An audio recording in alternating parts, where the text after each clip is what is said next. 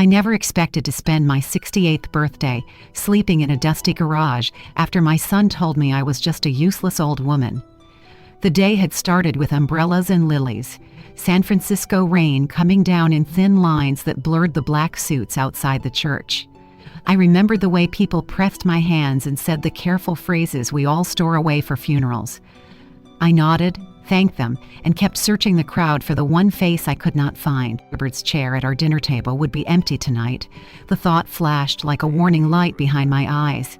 When the church emptied, Rick tucked my elbow in his, just a touch too firm, and steered me toward the curb where a black sedan waited. He leaned down and murmured something close to my ear, words of reassurance, shaped like a promise, delivered with a smile that never reached his eyes. Michael Whitman's office looked like an oak-paneled memory of another era. Heavy desk, law books in quiet rows, a silver tray with a coffee pot no one touched. The rain stitched the windows while we sat. Michael kept adjusting his glasses, cleared his throat, and apologized for the paperwork that grief demanded. When he opened the folder, I slipped my wedding band around my finger, a nervous habit from the years before we had money, when I'd take it off to knead bread and forget to put it back until bedtime. He read through the formal language, a river of clauses and signatures, until the current the penthouse on Telegraph Hill, the visible investments, the accounts for Rick Harris Jr., and for me. Michael paused. A property on an industrial street in Oakland, described in 2 words, mechanic's garage. I heard the radiator hiss, or maybe the air was leaving my lungs. Rick was still as a photograph. Then he exhaled with a soft, satisfied sound and asked something brisk about the keys, renovations and timeline. I watched his hand drum a rhythm on Michael's desk, and it struck me that my son was already mentally knocking down walls. A smile flickered over his face, so brief an untrained eye might have missed it. I didn't miss it. "We'll make sure Mom's comfortable," he added, and when he said comfortable, I felt the word close around me like a lid. The elevator ride up to the penthouse felt longer than usual, as if the car had added extra floors out of politeness to grief. Inside, the rooms were too bright. Someone had opened the curtains to the gray city and the bay beyond. The scent of furniture polish still floated in the air. A casserole dish from a neighbor sat cooling on the counter, untouched. The chair at the head of the table, the chair Robert always took, seemed to lean back slightly, the way he did when he listened. Rick rolled his shoulders, loosened his tie, and paced as if he owned the space. "We'll need to repaint," he said to no one. "Lighten everything up. Make it modern." "I need a few days," I said. The floor felt unsure beneath my feet. "Just to sort things, to decide where—" "Mom," he cut in with a practiced calm that belonged to boardrooms.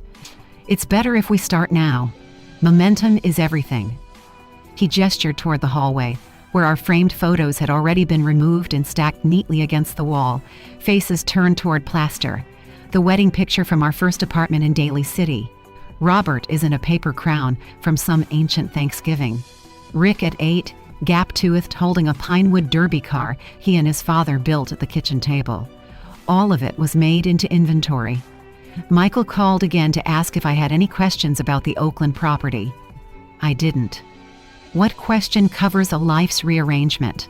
I poured coffee that had turned bitter on the burner and carried it to the window. The rain was easing. A ferry drew a pale slash across the water. My birthday card, unopened, lay where someone had dropped the day's mail. I turned it over.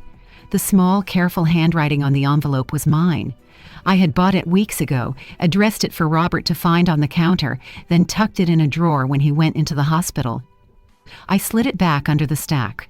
By evening, the rhythm of the apartment had changed. 2 men in dark shirts folded the rugs and wrapped a painting in brown paper. Rick paced with his phone, speaking low, talking numbers that didn't belong in a home where pies had cooled and grandchildren's drawings had curled on the refrigerator. When he finally ended the call, he asked me to bring my suitcase from the guest room. The word please never arrived. I stared at him and tried to find the boy who cried when he lost a mitten, the teenager who once sat awake with me on a night Robert flew home late, watching plane lights in the sky and inventing stories. I wanted to find him so badly my chest hurt. Instead, I found the man who wanted the rooms to echo. "I'll come back tomorrow for the rest," I heard myself say. "I need to see the garage tonight." When I picked up the handle of my old suitcase, the one with airline stickers from better years, my knuckles looked like my mother's. The door clicked shut behind me with an efficient sound. In the corridor, the carpet swallowed my steps. The doorman wished me a good evening without meeting my eyes. I thought of the birthday cake we'd meant to share this year, a small one with blue icing because Robert was ridiculous and loved blue icing, and of the candle I would not blow out now. The Honda started on the second try. There was a city to navigate, a bridge, and then a grid of streets with names like 7th, Mandela, and Union. I didn't drive to Oakland, not yet. I went nowhere for a while, just letting the wipers scissor the windshield and following whatever traffic lane the car in front of me chose. My phone rang twice, unknown numbers, and once with Rick's name. I let them pass. A radio host talked in a low voice about the weather system moving in from the coast. He sounded patient, as if time could be coaxed into gentleness. I parked under a humming light in a grocery store parking lot and opened the glove compartment. Tucked against the registration was the small thing I had carried since Michael pressed it into my hand. A single key on a plain tag stamped with an address I didn't recognize. I held it up and it flashed dull in the dome light. A key to a place that didn't feel real. It felt like a joke whispered in a crowded room, something you hear and don't understand until later. I thought of the casseroles people bring, how we disguise grief with recipes, and the meals that won't happen now. These grandchildren will ask why Grandma's seat is empty, and the mail will keep coming for a while, as if the world refuses to update its records. I folded my hands on the steering wheel. I tried to pray and could not find the words. Instead, I said Robert's name out loud to hear how it sounded in the quiet. At midnight, the parking lot shrank to a circle of tired light. My breath fogged the glass. I reached into my coat pocket and closed my fingers around the garage key until the metal warmed. I was a woman with a car, a map, and directions I hadn't chosen. For the first time in years, I was a mother who had no one to make tea for. I turned the key over again in my palm and finally let myself speak to the one person who could no longer answer. "Robert, what did you leave me? And why?" I pressed the flashlight switch, and the garage bloomed with light, revealing not dust and junk, but 3 cars gleaming like sleeping giants. The room seemed to breathe awake. For a long second I stood frozen, my body swaying as though the floor tilted under me. The weak beam of my flashlight was swallowed by rows of recessed LED lights that snapped alive, bathing the cavernous space in clarity. This was no abandoned garage. It was a cathedral of steel and glass. The air was startlingly fresh, cool with a faint hum of climate control. It was not a whiff of mildew or rust. Only leather polish and something citrusy reminded me of Robert's cologne. My fingers twitched as I reached for the nearest cover. The fabric whispered away to reveal an Aston Martin DB5, silver birch glinting like moonlight on water. I pressed a trembling hand to its hood. Cold, smooth, almost alive. I could see Robert in my mind's eye, young again, whistling the James Bond theme as he slid behind the wheel. "Why didn't you ever tell me?" I whispered into the silence. The second cover gave way to a deep blue Mercedes-Benz 300 cell gullwing, the chrome details flashing like stars. The third revealed a Ferrari 275 GTB4 in a rich wine red that instantly carried me back to anniversaries spent with glasses of Cabernet between us. My throat clenched so tight it hurt. This wasn't junk. This was a treasure, and hidden in plain sight from me all these years. That's when I noticed the envelope, taped neatly to the wall beside a switch. My name was written in Robert's unmistakable hand. My knees threatened to buckle. I tore it down, sat heavily on a leather bench, and unfolded the letter with fingers that could not stay still. "My dearest Ellie." His words poured out, steady as his voice once was. 6 years ago, after his diagnosis, he began preparing for what he knew was coming. He had chosen cars because they were tangible, beautiful, and more challenging to seize through manipulation. "I feared what Rick might do if he controlled everything," the letter confessed. "I've seen the way he dismisses you. I could not leave you at his mercy." My chest caved. Robert had noticed. The sharp tones, the eye rolls, the way Rick always brushed off my words at family dinners. Things I had explained away as stress or business. Robert had seen through it. He had chosen to protect me in secret. He wrote of Marcus Weatherby, a trusted dealer who could guide me. He wrote of the safe hidden behind our Venice photograph. Inside, he promised, are the keys to the life you deserve. More than enough to live freely. Use them on your terms. I found the frame easily, our 35th anniversary in Venice, laughing as a violinist played. My hands shook so badly that I almost dropped it. Behind the picture, a safe. The combination, our wedding anniversary. The click was soft, final. Inside, stacks of documents, USB drives and a portfolio labeled, Estate of Robert Campbell, Complete Asset Inventory. I skimmed pages until the numbers blurred. Properties in Seattle, Chicago, commercial buildings, and a California vineyard. The cars alone were valued in the millions. Robert hadn't left me scraps. He had left me an empire. The relief should have warmed me. Instead, anger flared in my chest. Just hours earlier, Rick had thrown me out, laughing at the worthless garage I now sat in. He had taken pride in discarding me like unwanted furniture. And all the while, this legacy of care was waiting in silence. I pressed the letter to my chest. For a moment, I let myself sob, messy and unrestrained. Then I wiped my face with the sleeve of Robert's old sweater and whispered, "You tried to shield me. Now I have to shield myself." The office attached to the garage had everything. A stocked mini fridge, a shower, even clothes still tagged in my size. Robert had prepared me to stay here, if only for a while. I lay on the leather sofa, staring at the ceiling, the hum of the climate system oddly comforting. But sleep wouldn't come. What if he had already suspected this garage wasn't just rust and dust? What if he had peeked through a window, seen the gleam of chrome? I sat up, heart pounding. My husband had built me a fortress, yes. But Rick was clever and cruel and had already shown me he could discard me without hesitation. He wouldn't rest until it was his if he knew what lay here. What if Rick had already found a way to peer inside the garage and only waited for the right moment to strike? The morning I walked back into the penthouse to gather my belongings, it felt less like a home and more like a showroom already stripped of its soul. The elevator ride was silent, but my pulse drummed in my ears. I wore my navy pantsuit, hair brushed into place, pearls clasped at my neck, armor for the battle I knew awaited. The doorman politely nodded, but his eyes flickered with something heavier than courtesy. Pity, maybe. I hated that he knew more than I'd ever wanted anyone to know, that my son had thrown me out. When the door swung open, the apartment felt hollow. The warmth of mahogany bookshelves and framed family photos was gone, replaced with bare walls and stacks of boxes. The air reeked of paint thinner and plaster dust. A sleek glass and chrome desk gleamed coldly where Robert's old mahogany one had once stood. My chest tightened at the sight. Rick stood by the window, phone to his ear, voice clipped and sharp.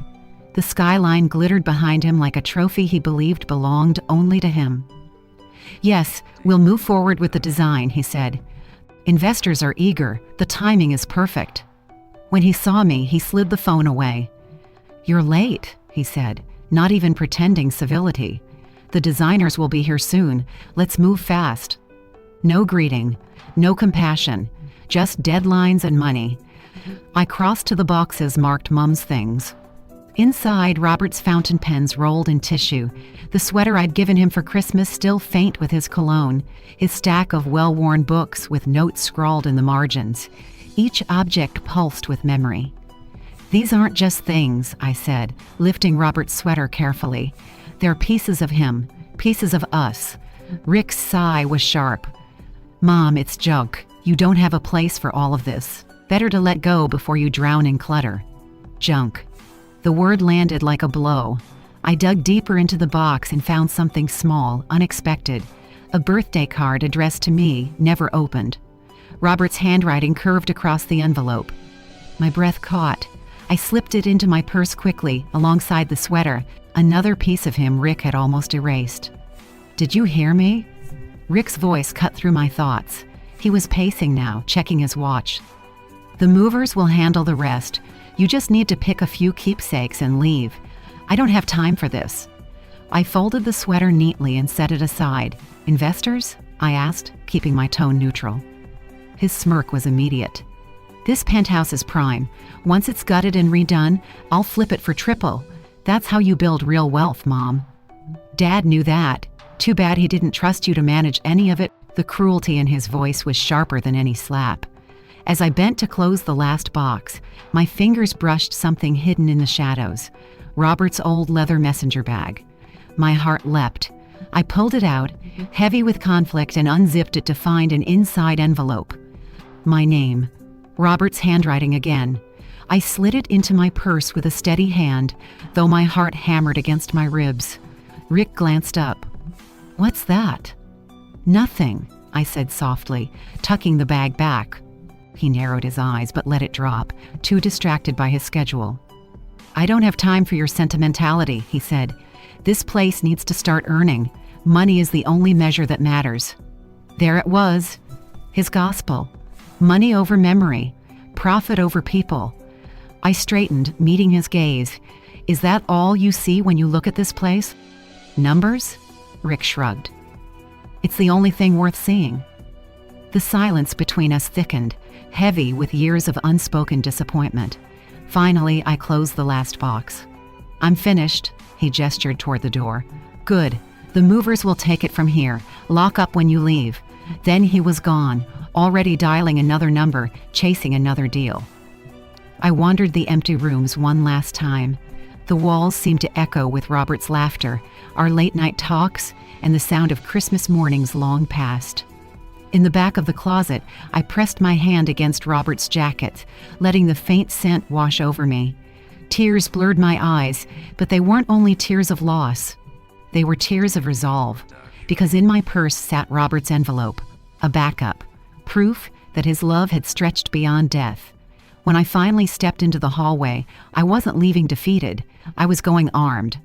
Yet unease clung to me like fog. Rick had been too smug, too sure. His talk of investors and his eyes flicked when I mentioned the garage. He knew something. Maybe not everything, but enough to make him dangerous. Back in the garage that night, I spread Robert's letter across the bench. My fingers tightened around the paper as I whispered, "I'm not helpless anymore. And if Rick comes for me, he'll find out." If Rick came looking for the garage, I would be ready. And this time, he wouldn't find the helpless mother he thought he knew. The day Rick showed up unannounced at the cottage, his smile carried more accusation than warmth. I had been trimming roses when the low rumble of his SUV broke the quiet. The California light glinted off the custom license plate. J.R. Campbell. Even before the car door slammed, my chest tightened. He hadn't come to check on me. He'd come for answers. "Nice place you've got here, Mom," he said, stepping onto the path. His sunglasses perched on his head, his eyes calm and sharp. "You've settled in quickly." I peeled off my gardening gloves and tried to calm myself. "Hello, Rick. This is a surprise." "Surprise?" His laugh was hollow. "Imagine my surprise when I pulled property records and found Dad had tucked away a cottage for you here in Carmel. What else is hiding in plain sight?" The words stung. He hadn't stumbled onto this by accident. He'd hired someone, dug into records, spent time and money chasing me down. "Let's talk inside," I said, pushing the wooden gate open. No reason for the neighbors to overhear. Once indoors, he prowled the rooms like a buyer on a real estate tour. His eyes flicked over the mantel clock, ticking steadily, the watercolor of Venice above Robert's desk, the cozy kitchen with its scent of fresh coffee. To me, these details were tender threads Robert had woven. To Rick, they were assets to measure. "Charming," he said flatly. Then, with an edge, "Why didn't you tell me about this place? About the garage?" "Don't bother denying it. I saw the cars through the window. Aston, Mercedes, Ferrari. Do you have any idea what those are worth?" My pulse lurched, but I kept my expression steady. "Your father's will was clear. The penthouse and portfolio are yours." He smirked. "A bleeding penthouse and a dry portfolio. Meanwhile, you're sitting on a fortune. Do you know how unfair this looks?" The kettle whistled on the stove, shrill against the tension. I poured the water into a teapot, my hand steady despite the pounding in my chest. "Unfair," I repeated. "Unfair is being told I'm useless and shoved out of my home. Your father knew what he was doing." His eyes narrowed. For a flicker, I saw shame.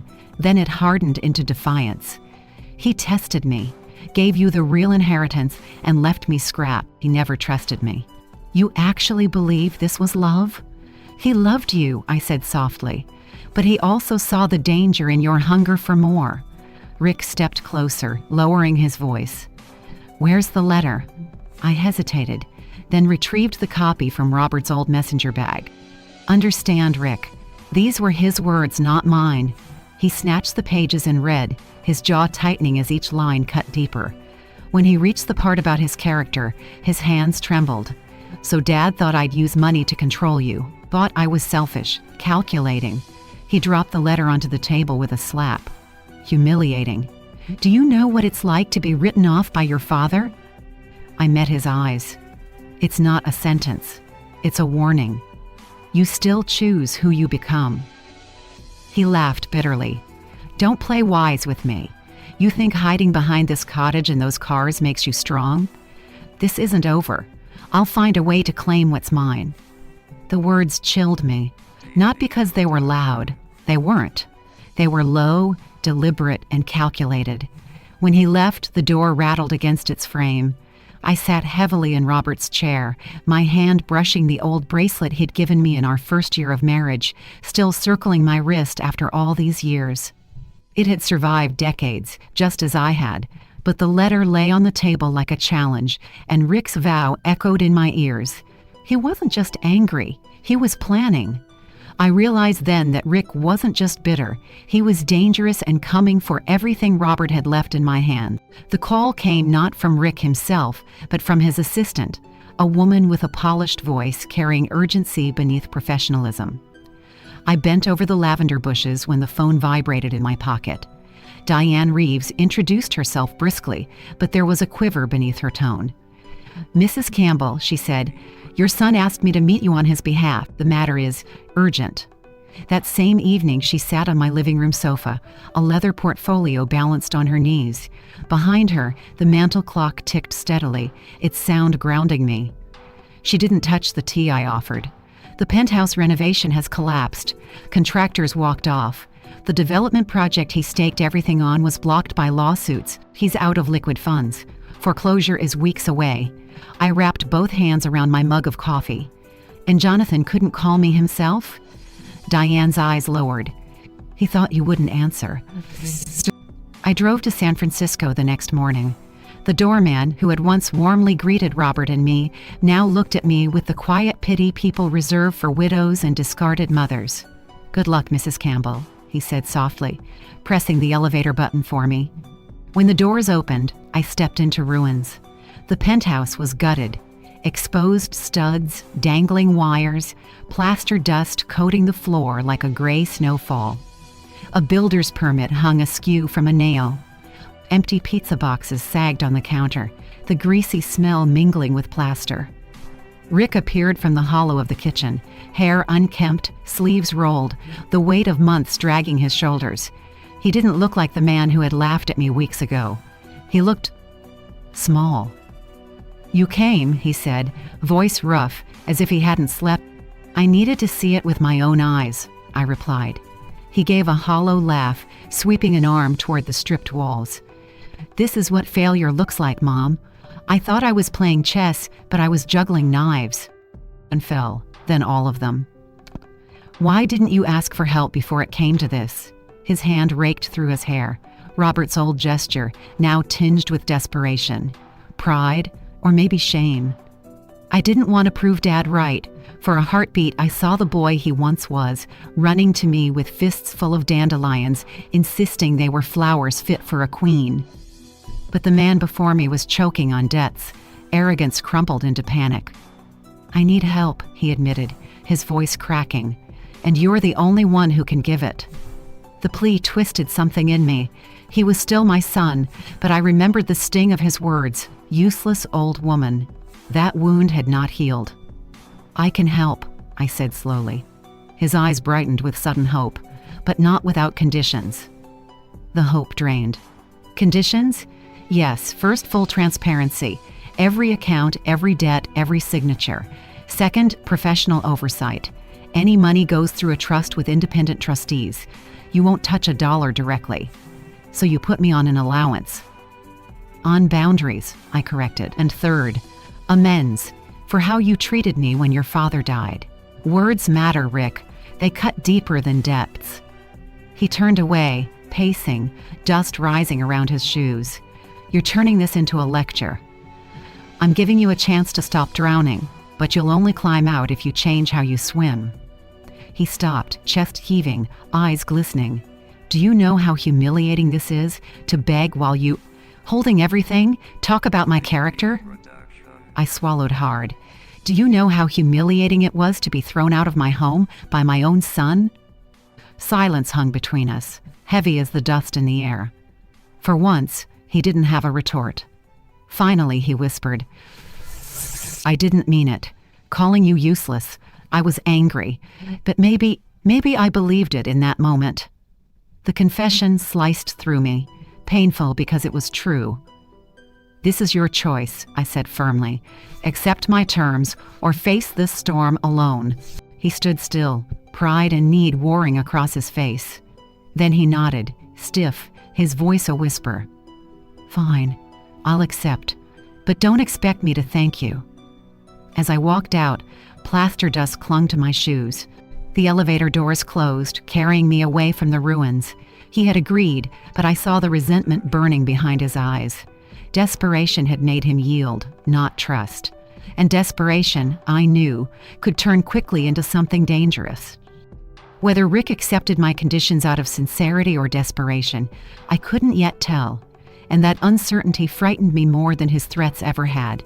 The first time I drove the Aston Martin along Highway 1, the ocean burned gold in the setting sun, and I felt Robert's presence in every curve of the road. The engine hummed under my hands, steady and alive. Wind tangled my hair as the Pacific glimmered on my left, cliffs rising on my right. I had carried grief, betrayal, and the weight of secrets for months. Yet in that moment, I felt something unfamiliar. Freedom. Life in Carmel had settled into a rhythm. Morning walks along the shore, coffee at the small cafe where the barista already knew my name, even spent in the garden tending lavender. Life, slowly I was learning how to live with absence without letting it hollow me out. But Rick remained a shadow at the edges of my peace. The trust was in place, his debts slowly untangled, the penthouse finally sold at a fraction of its promise. He kept his distance, our conversations clipped, almost sterile. I wondered if silence was his version of acceptance or simmering resentment. 3 months later, he appeared at my cottage. No roaring SVU this time, no designer suit. He arrived in an old sedan, his shirt untucked, carrying no briefcase, no phone buzzing with urgency. He looked thinner, worn, as if life had finally forced him to walk rather than run. "Hi, Mom," he said quietly. I led him to the patio, the roses in bloom around us, the ocean framed by cypress trees. The mantel clock ticked faintly from inside, steady as a heartbeat. "I wanted to tell you myself," he began, picking at the label of his water bottle. "The trust is working. My debts are settled. I've started consulting on a housing project in Oakland. It doesn't pay much, but it feels like I'm building something real. For a flicker, I saw the boy who once brought me dandelions, insisting they were treasure." "That sounds like a beginning," I said softly. He looked at me, his eyes raw. "I hated you for a while, for holding the power, for making me face myself. But maybe Dad was right. Maybe I needed the test." Pain and tenderness pressed together in my chest. "Rick, this was never about punishing you. It was about protecting me and giving you a chance to choose differently." He swallowed, jaw tight. "Do you think it's too late?" I reached across the table, resting my hand over his.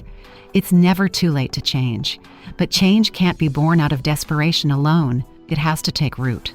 His eyes shimmered, but then, just for a second, they darted away, unfocused. His lips pressed thin, as though he were imagining the taste of old habits. Fast deals, easy money, control. A shadow flickered across his face. Fear. Not of me, but of himself. "I don't know if I can keep it up," he admitted in a low voice. "Sometimes I still feel the itch. To gamble, to prove myself, to be bigger than I am. And that terrifies me." The confession sliced through the quiet. At last he had spoken not just of what he had done, but of what he still battled. I tightened my hand over his. "Then you name the fear and you fight it. Every day. That's what change looks like. It's not clean, it's not easy, but it's worth it." His eyes returned to mine, damp but steady. "I'll try. I can't promise more than that. And I won't ask more than that," I said. We sat together as the sun slid lower, not reconciled completely, but no longer fractured beyond repair. That night, after he left, I walked into the garage. The 3 cars gleamed under the lights, Robert's secret gift still standing guard. I slipped the gold bracelet he had given me decades ago around my wrist, climbed into the Aston Martin, and rested my hands on the wheel. "Robert," I whispered, "you gave me the courage to face the truth, even when it came from our son. You left me more than wealth. You left me freedom." The engine roared to life, echoing through the rafters. I pulled onto Highway 1, the ocean a sheet of silver beside me. My hand brushed the wedding band and eternity ring on my finger, side by side, past and promise bound together. For the first time in months, I smiled, not the brittle smile of survival, but the quiet smile of a woman who had endured and emerged whole. The garage key that once opened only a forgotten building had unlocked something far greater: my independence, worth, and the courage to begin again, no matter my age. Looking back at everything that happened, I realized betrayal rarely arrives as a thunderclap. It starts quietly, with small dismissals, with words that bruise but are brushed aside. My own son once looked at me and said I was useless, and in that moment 40 years of motherhood felt erased. I carried that sting in my chest like a stone. Yet from the ashes of that humiliation, I discovered something unexpected: strength. Robert had prepared for me, not with speeches but with actions. His secret garage, his hidden letters, his foresight. They reminded me that love protects, even beyond the grave. Rick's betrayal made me see what I had ignored for too long. Boundaries were not cruel. Boundaries were survival. For the first time, I demanded transparency, accountability, and respect. It was not revenge. It was reclamation. The journey was not about cars or money or houses. It was about dignity. Learning that even a mother can say enough. Too often, we excuse family cruelty because blood ties blur the truth. But the people closest to us can wound us most deeply. Still, even in the face of betrayal, healing is possible. Rick may never be the son I once dreamed of, but he took a step forward, and I, in turn, found peace in knowing I had stood my ground. Forgiveness does not mean forgetting, nor does it mean surrender. It means choosing freedom over chains. I learned that our worth is not defined by others' recognition. It is characterized by the courage to hold on to ourselves when others try to strip it away. No one child, spouse, or sibling has the right to decide your value. That power rests only with you. As I drove the Aston Martin along Highway 1, the Pacific opening wide beside me, I felt Robert's presence and my voice rising with the waves. I am still here. I am still whole. So if you are listening to this and you've been dismissed, belittled, or betrayed by someone you love, let my story remind you, you are not powerless. Boundaries can be bridges to healing or shields against harm. Either way, they are yours to build. The truth is simple. Betrayal may cut, but self-respect heals. Have you ever experienced something like this? Share your thoughts below. I'd love to hear your story. And if this touched you, type number 1 in the comments and subscribe to Auntie Tales to hear the following story of strength, betrayal, and healing.